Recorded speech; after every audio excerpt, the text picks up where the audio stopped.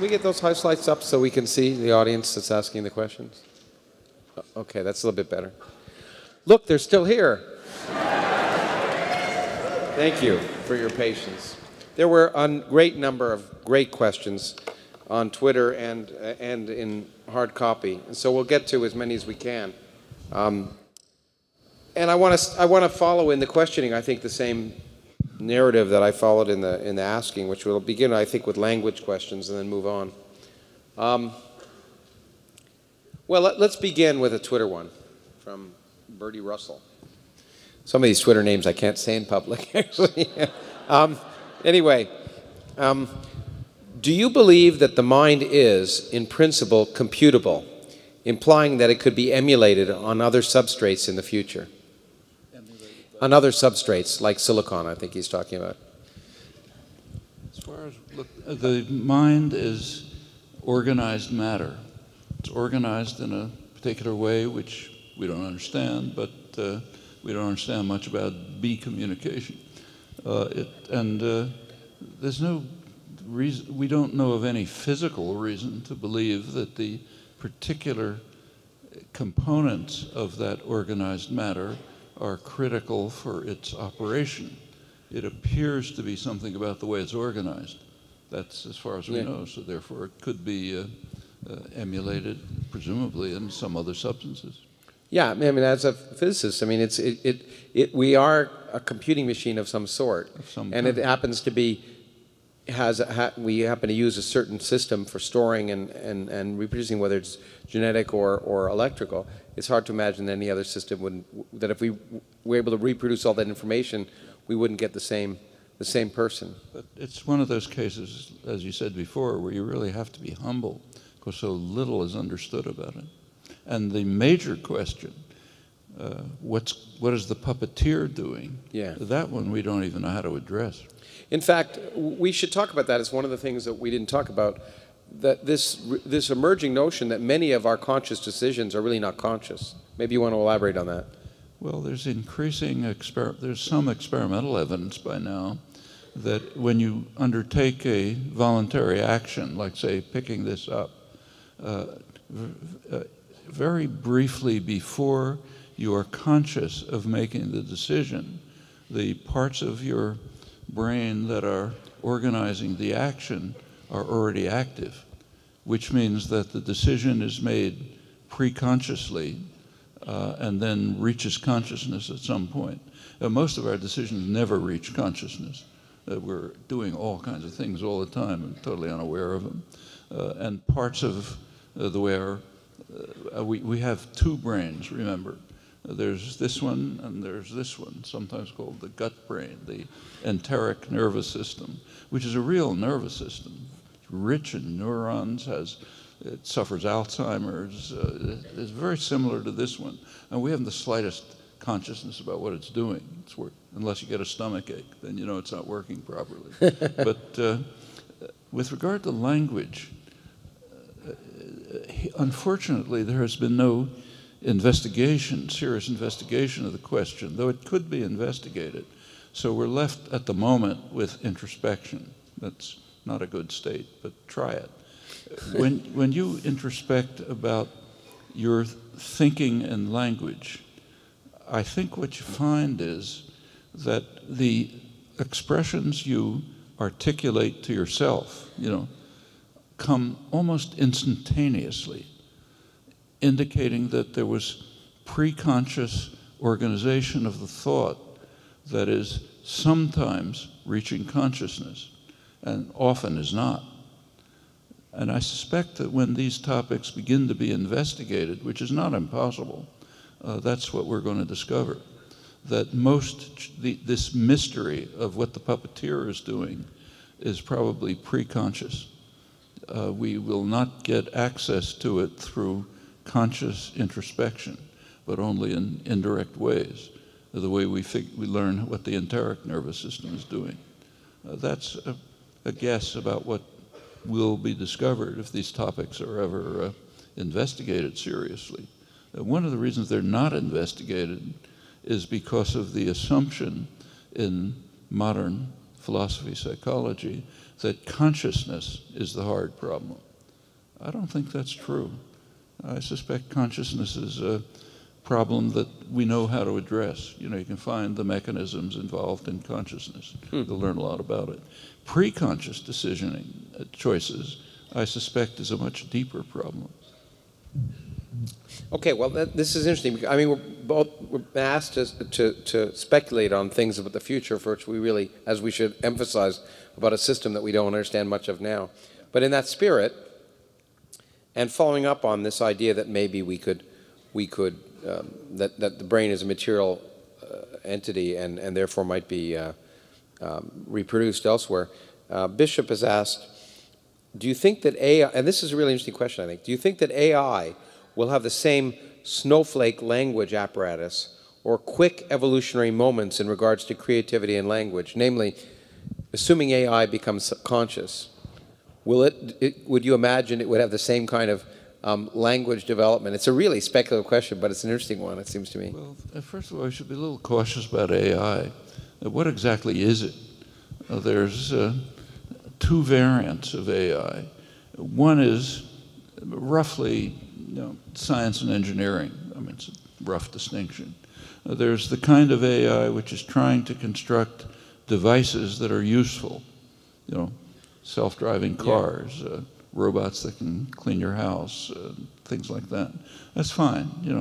It's not really contributing, except very indirectly, to the understanding of how cognitive systems, intelligent systems work. It's doing things that are useful, which is fine. It's like building a bigger bulldozer. It's great.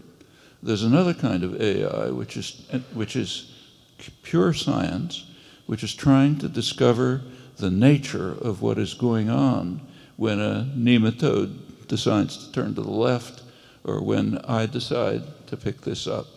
But that's the same as, it might be called AI if you like, but it's the same as just science, cognitive science. What will happen if I think the question is asking, what if robots are designed which have the same properties, the mechanisms that we will come to understand are essential for consciousness? Will they be conscious? We can already ask that question about dogs. I mean, are they conscious? In fact, you can ask that question about me. You know you're conscious. Do you know that I'm conscious? No, just because I tell you I am. That doesn't mean anything. The robot could too. There's the Turing test, which it turns out to be not a very good test, after all. Well, the Turing test is kind of interesting. Turing himself was a very brilliant mathematician and scientist. He understood that the test didn't amount to much. The history of the Turing test is kind of intriguing. This is based on an 8-page paper around 1950 called Can Machines Think or something. Turing in that paper says, the question whether machines can think is too meaningless to deserve discussion. And he's right. Asking whether machines can think is like asking whether submarines swim. If you want to call that swimming, it's swimming. And in fact, like it takes, say, the airplanes fly. In English, they fly. In Hebrew, they glide. Do people fly? In Japanese, when they're jumping, they fly. In English, they don't. These are terminological questions. What we can do, and Turing, he did suggest this imitation game, but it is not, as he pointed out, an answer to the question whether machines think, because it's not a serious question. The notion thinking isn't well enough defined, so you can ask whether it's being achieved by some device. Now, it's kind of striking that if you go back to the 17th century, the same questions were asked, but as scientific questions. So go back to Descartes, who observed, as far as we know correctly, that this creative aspect of language use is a unique human capacity. Well, that immediately led to experimental proposals. de Courtois, the minor Cartesians, outlined tests that you could use, a series of experiments that you could use if there was another creature who looked like you and you wanted to find out if he had this capacity. And he pointed out, like a scientist, that if the creature passes all the tests you can think of, then it would be reasonable to assume that he has the capacity. It doesn't prove it, but you don't prove things in science. That was a serious version of the Turing test. It was about something real, namely a capacity that you're trying to test for. It's kind of like a litmus test, for acidity. There's something real, you're trying to find out whether some object has it. That's very different from the Turing test. In fact, in many ways, I think there's been kind of intellectual regression from the 17th century to today, replacing the serious tests about reality, litmus tests for a particular capacity, by a test that's basically like answering the question whether submarines swim. Doesn't mean much more than that. Let's follow up on that a little, because you talked earlier this evening about the idea that maybe things, whatever it was that initiated the possibility of language, had to be, in a sense, because of the laws of nature. The thing that I would be interesting to me is whether, therefore, there is a unique set of cognitive processes. And so it would be interesting if one had machines that think to see if they think differently. I think that would be a fascinating question. Certainly. We know that there are some that are different. So, for example, an automated procedure for, say, determining whether a paper in the American Mathematical Society gives a real proof. If you look at things that are called proofs, I mean, there are lots of intuition and appeal to what people know and so on. Yeah. You try to formalize it and fill them in the details. It's pretty hard, but sometimes turn out to be very hard. But you can think of automated ways of doing that, which are not the ways we do it. And as I've said in the stage before, we know that computers think, at least right now, think differently because they use energy in a very vastly different way. They do all kinds of things that we can't do. But and they also do it with in some sense, much more inefficiently in terms of energy consumption. Yeah, but so do cars. Yeah, yeah. Okay, well, speaking of language, this is an interesting question from Anna. Do you think language ever limits science? As in, we lack the language or words to effectively communicate scientific ideas? Or do you believe that language enlivens science and makes it more relatable? Well, what we all know, if you stop to think for a minute, as soon as you start doing scientific work, you depart from language. Yeah, exactly. In crucial ways. So, for example, the words of human language, like, say, river or person or tree or whatever you like, they do not pick out mind-independent entities in the external world. For those of you who know philosophical literature, there is no reference or denotation relation in natural language. In science, there is. The goal of science, if you postulate, say, a quark or electron or phoneme or whatever it is, you're hoping that it picks out something that's in the mind external world. You may not achieve it, but that's what you're aiming for. A normative element of science is to create a system that does have literal reference. The symbols pick out something extramental. That's already departing from language. And when you go on, it departs even faster. I mean, science is using, say, mathematics. Well, I was just going to say, the other aspect of language is, at least in my field, and I think you try to do this in linguistics, is it's clear, for whatever reason, still really not known, that the appropriate language is not any of the languages that we use, but mathematics. Mathematics isn't a language like the other languages. Galileo again. Yeah. Mathematics is the language of science. It's a language of science, but it's not a language in the sense of any of the other languages. It's only a language metaphorically, the way airplanes flying is metaphoric.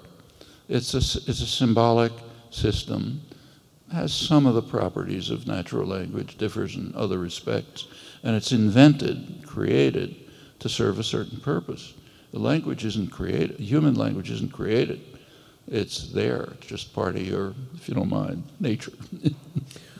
Okay, now Jesse has asked an interesting question, because of course you related the fact that one of the constraints on understanding language as opposed to seeing is that you can, whether you believe it's ethical or not, and we've had Peter Singer on this stage who'd say it isn't, but with seeing you can do experiments that seem vicious on animals, but you can do them. We say that's ethical. But with language, of course, you can't do experiments on humans. So the question that Jesse's asked, which is an interesting one, is, are ethics more important than further discovery, understanding, and learning? I.e., research, studies, experiments only on animal ethics hinder our study of humans. So, well, I quickly passed over the question whether torture of cats and monkeys is legitimate. Yeah. That's not a trivial question. And in fact, part of the moral advance of the past, say, half-century is to impose much stricter regulations on animal experimentation. A lot of things that were being done, say, in the 1950s, that you couldn't do today. I think that's progress.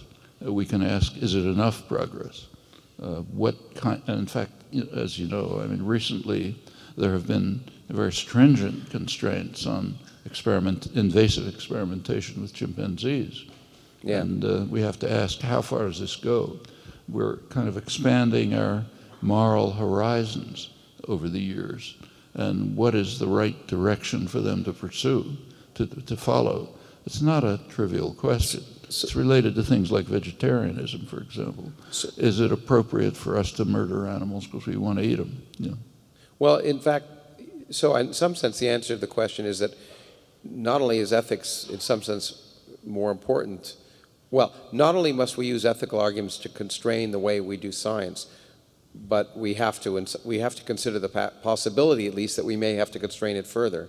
That we may have to constrain it further, that many of the experiments we do... there's no reason to believe that we've reached the limit of moral perception. It's interesting that, at least in many areas of the scientific community is self-regulating in terms of ethics, ethical issues. The genetics community in particular has had to deal with, from recombinant DNA onward, and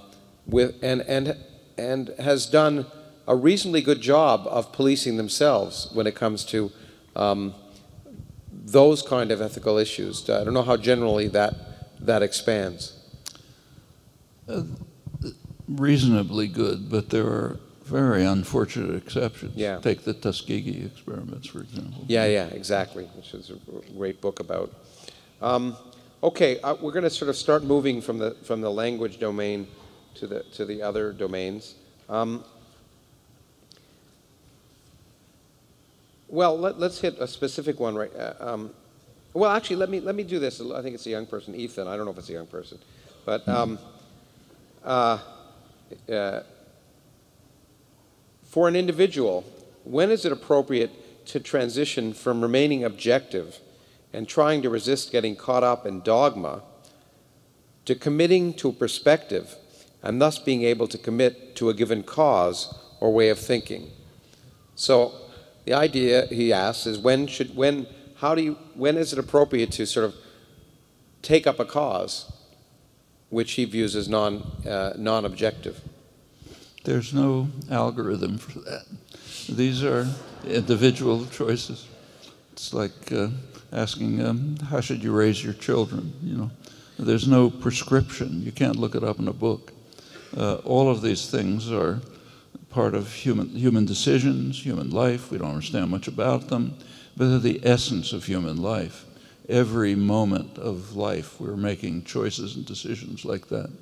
And how you do it, nobody knows. How you decide to do it, that's up to you. You have to evaluate who you are, what you think your responsibilities are, and what serious choices are available to you. How much are you willing to devote to this or that enterprise? These are just personal choices. It's kind of like asking, shall I try to become linguist or a taxidermist. Well, but at the same time, and I know I've had this debate with a good friend of mine who's in the audience right now. There's this statement, I forget who made it, and you probably know it. You can't go from is to ought, and which I've had repeated to me numerous times.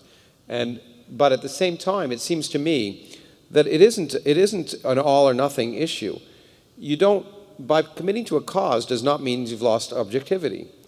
Many of our decisions are based on rationality. And on fact. And facts and evidence. Assessments of facts and evidence. So assessing facts and evidence and determining rational action is by no means equivalent to dogma.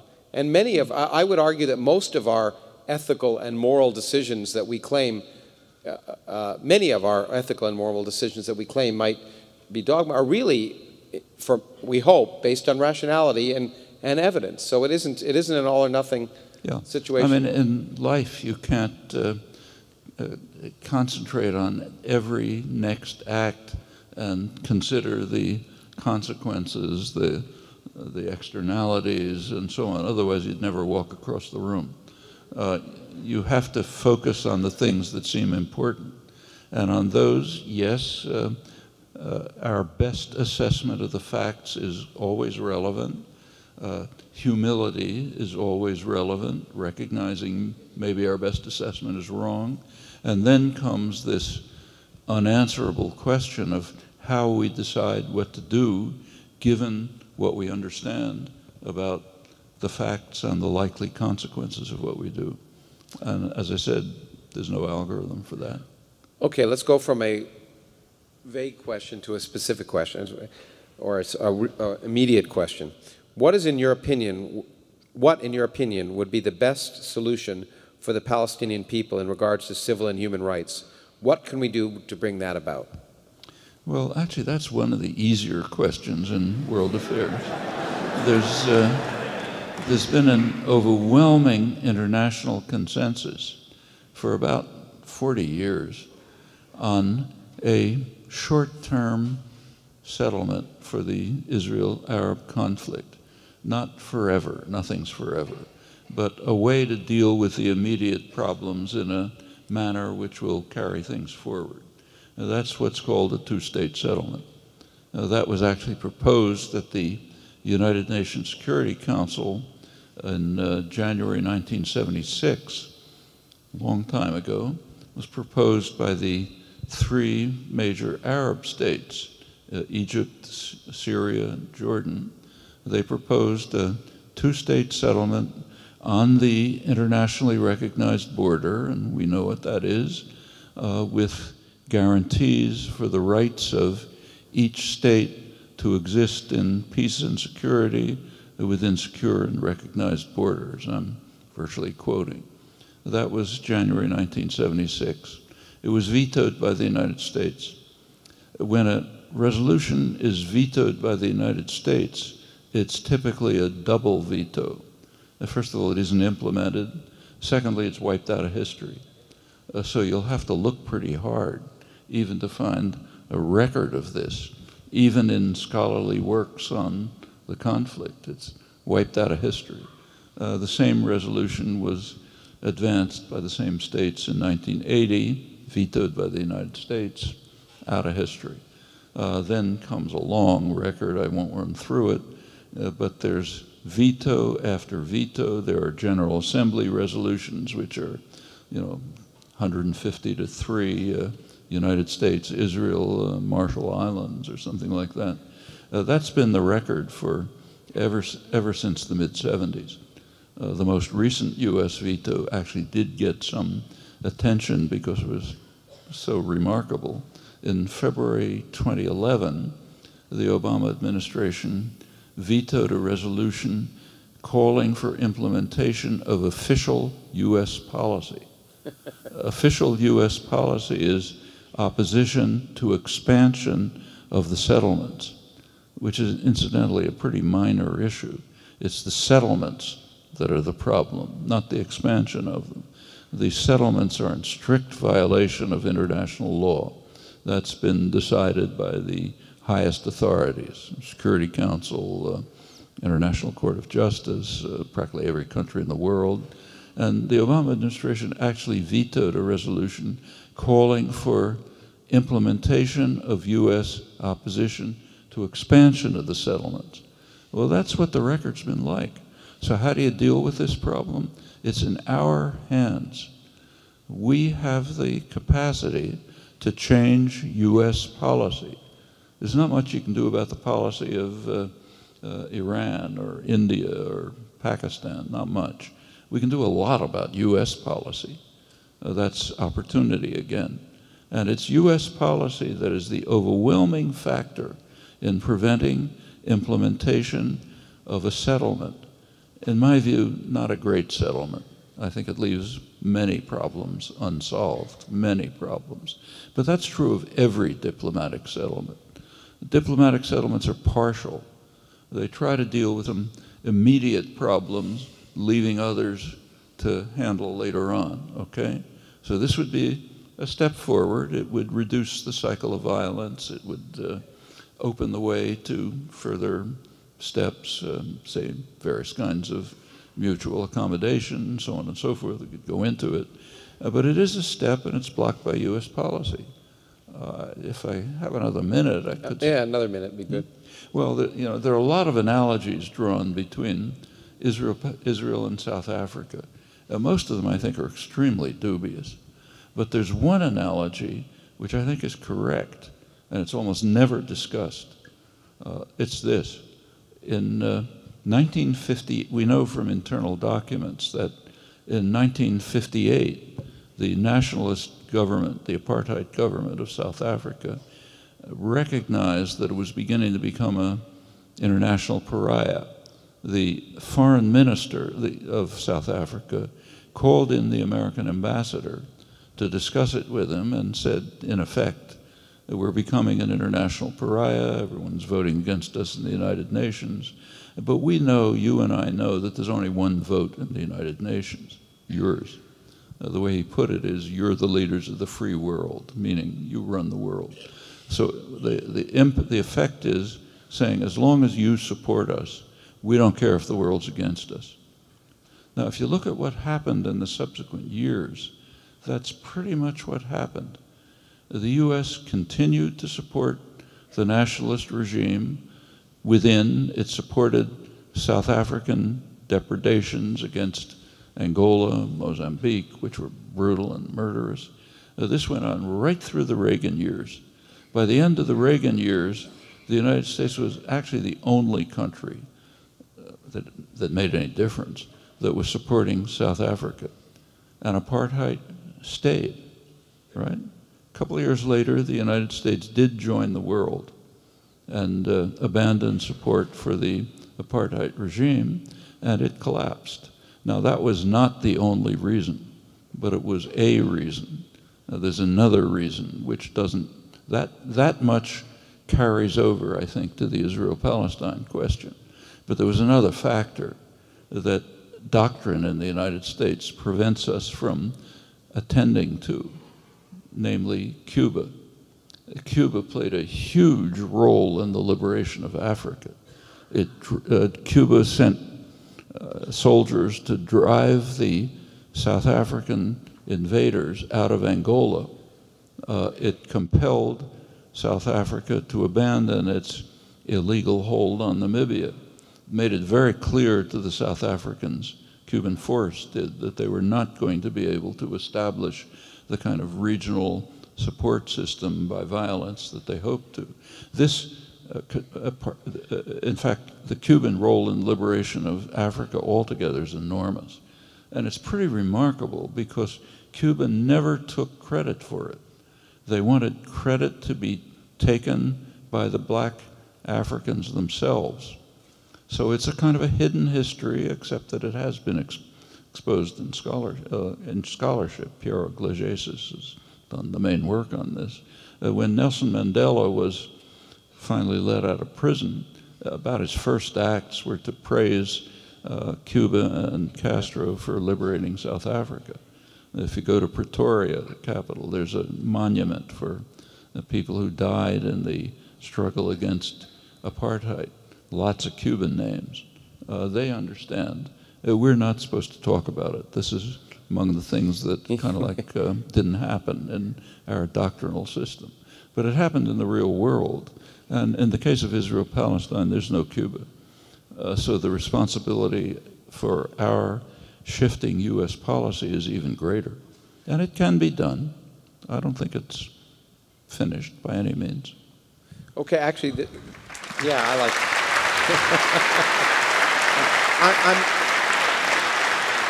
I'm particularly happy. I was particularly happy to have you answer that question, like, because it's these issues. What's really important is to get out the information to people, and you're not allowed in the mainstream media, you individually, and so so the history of for example, the votes in the UN I think it's really important to go into them. So, but this is a question from a young person, because he says he's a young person. And I think it's important. It relates to the question you just asked. So it said, would you please talk about the bonds between conservative America and Israel? I think perhaps my age limits my understanding. What combination of ideology, propaganda, lobbying, and money makes Israel's security such a sacred American cow? A wonderful question, I think.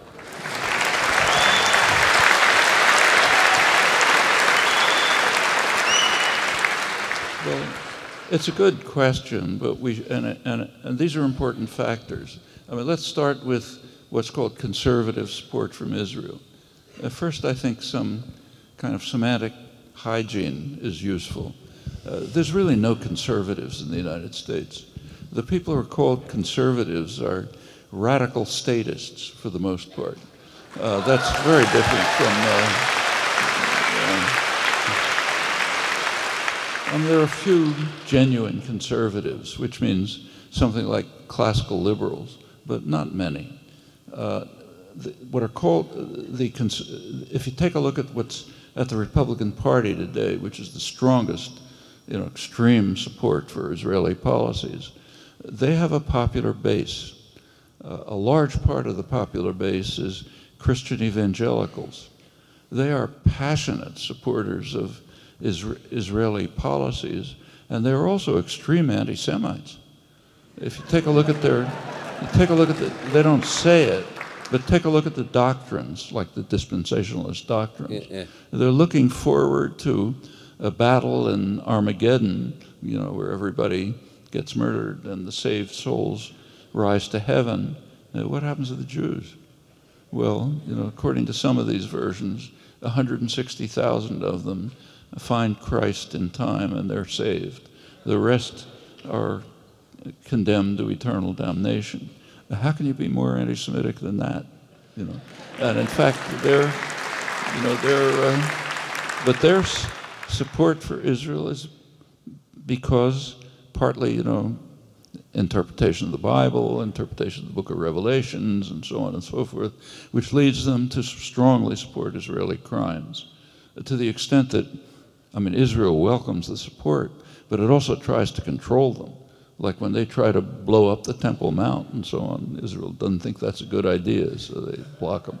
But why is the Republican Party, why does it have a popular base like that? That's part of its popular base. Another part of its popular base is people who are so terrified that they have to have a gun in their pocket when they go into Starbucks to get a cup of coffee. That's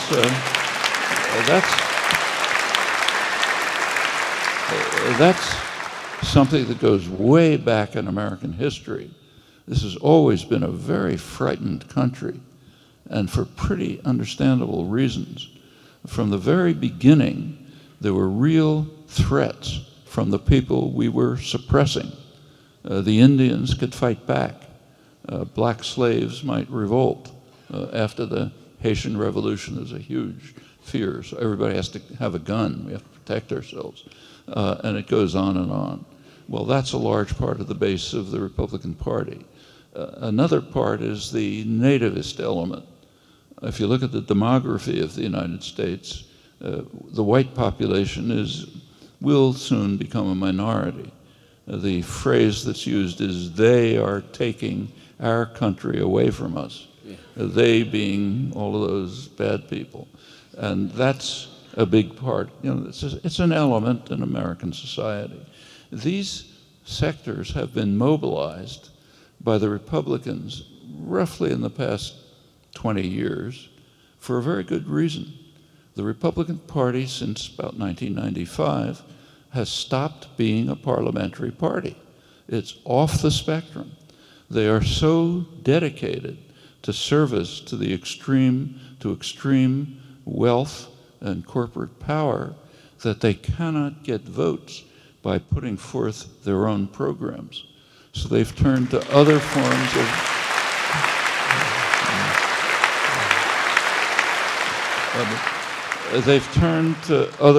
of popular mobilization on what are called, you know, social issues. I mean, should you read the Bible in class? Anti-abortion? Should, you know, prevent blacks from voting? I mean, whatever it may be. That part of the base is strongly pro-Israel. That's one phenomenon. But there's much more than that. APAC, you know, the lobbying organizations, yeah, they're important. Sheldon Adelson and, you know, the big contributors, yeah, they're important. But I think there's much deeper reasons for the unique Israeli support for U.S. support for Israeli policies. And you see it if you look over the history. When did this support develop? I mean, it wasn't true in the 1950s. You know, there was support for Israel, but Eisenhower didn't hesitate to force Israel out of the Sinai right before a presidential election. Most sensitive moment. Just told them, get out or else.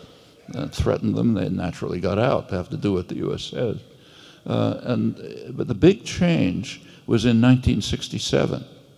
What happened in 1967? There was a conflict in the Arab world between radical Islam in Saudi Arabia and secular nationalism, which meant Egypt. The United States pretty consistently supports radical Islam, just as the British did in the day when they ran the place. Secular nationalism is considered a threat. It might move towards independence, and that is intolerable if you're trying to run the world. Running the world is, I mean, for good reasons. You could go into it, but it is intolerable. And radical Islam has been more under control. Well, in 1967, Israel administered a lethal blow to secular nationalism. They smashed Egypt, which was the center of it. Big gift to Saudi Arabia. In fact, there was a war going on at the time between Saudi Arabia and Egypt, a kind of a proxy war in the Yemen, and Israel settled it in favor of Saudi Arabia, the main U.S. ally, the extremist, most extreme Islamic radical state, but it's where all the oil is, so that's been the U.S. ally since the 1940s. This was a major gift to the United States and its ally. You take a look, that's when American aid to Israel shot up.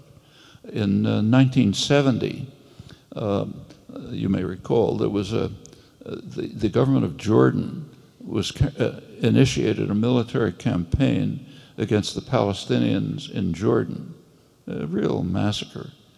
It looked for a while as if Syria might move to protect the Palestinians.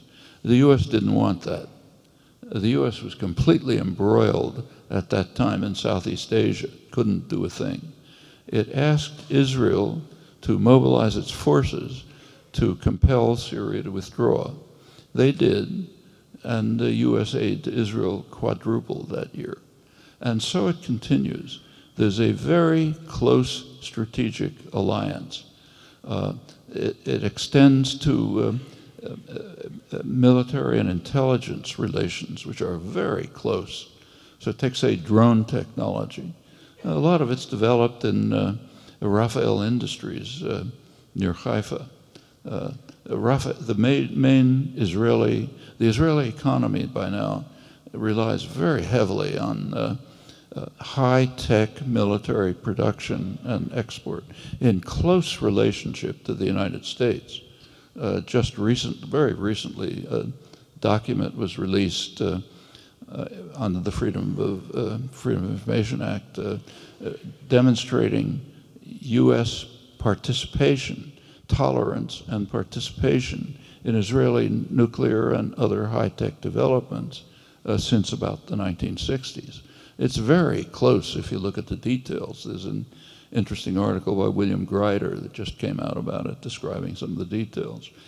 Rafael Industry, the major Israeli military industry, is so closely linked to U.S.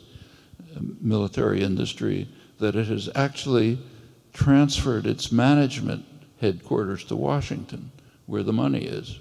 In fact, one of the most interesting exposés from WikiLeaks listed high-level strategic locations that the United States ranked as necessary to protect at all costs. One of them was Rafael Military Industries near Haifa. Intelligence connections have been very close for a long time. These are really significant matters, basic reasons for the continuation of the close relationship. There also are cultural issues, no doubt. One is Christianity. I mean, Christian Zionism goes back before Jewish Zionism, and it's very high level. It's not just evangelicals, it's a high level phenomenon. Lord Balfour, Woodrow Wilson, more evidence that what you believe affects your actions. It does. I mean, for them, these are Bible, people read the Bible every morning. It's God said that the Jews have to go back to the land, the Palestine, land of Israel. Okay, we've got to do it. This is a strong element in high-level U.S. policy. Then there's the popular base, like evangelical Christianity, mostly incidentally since about 1950. There's another relation which I can't prove. You can think about it. It seems to me possible. The United States is a settler colonial society. That's a special form of imperialism. It's true of the United States, Canada, Australia, New Zealand. Specific form of imperialism which you don't just rule the colony, like say the British in India, but you eliminate the population and you settle it. Unique form of imperialism. We're a striking example of it. Well, what's Israel? It's a settler colonial society. I suspect that resonates with Americans. They're doing what we did, so it's got to be something right about it, because we did it, I can't. Okay. There have been a remarkable number of questions. Those were the easy questions. Detailed questions about issues that are from anarchism to the necessity of states to the nature of the American educational system. I wish we could have gotten them, but I did make your wife, Valeria, a promise that I would not. I know you would be here till midnight answering these questions if you could, but you are 86 years old, and I made her a promise that we would end by 10. And I just want to say that the questions are great. The great thing is that Noam continues to write, and the answers to many of these are there if you seek them out.